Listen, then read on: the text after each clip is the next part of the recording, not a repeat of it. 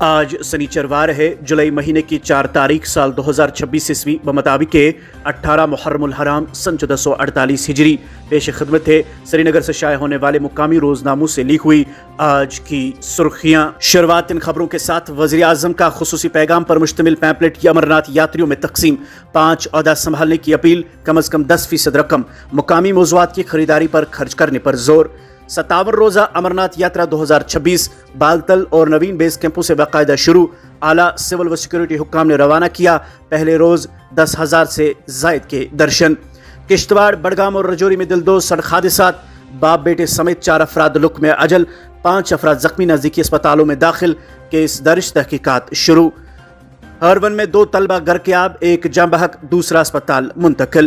موسم سے متعلق اس خبر کے ساتھ ہی آگے بڑھتے ہیں۔ 9 جولائی تک بارشوں کی پیش گوئی، کہیں کہیں گرج چمک، تیز ہواؤں اور لینڈ سلائیڈنگ کا خدشہ۔ بادل پھٹنے کے بعد سنتھن کشتواڑ شاہراہ ٹریفک کے لیے بند۔ وادی میں کئی ہفتوں سے جاری مٹن بحران حل، پنجاب حکومت کی مداخلت کے بعد ہڑتال ختم، گاڑیوں پر 4% ٹیکس منسوخی کے بعد سپلائی بحال ہونے کی امید۔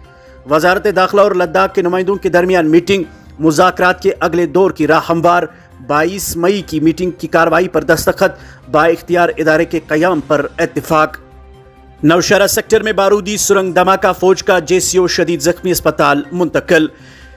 مالی سال 2026-27 نئے بجلی فیس کی تجویز، 24 جولائی تک عوام سے اعتراضات طلب۔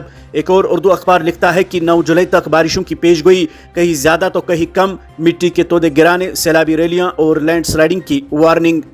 آگے بڑھ کر نظر ڈالتے ہیں اخبارات میں شائع چند دیگر خبروں پر۔ سربی مہر، IVF سینٹر کی بے ضابطگیاں بے نقاب، غیر مجوزہ الٹرا ساؤنڈ مشین ضبط، CMO کی پولیس کو FIR درج کرنے کی سفارش۔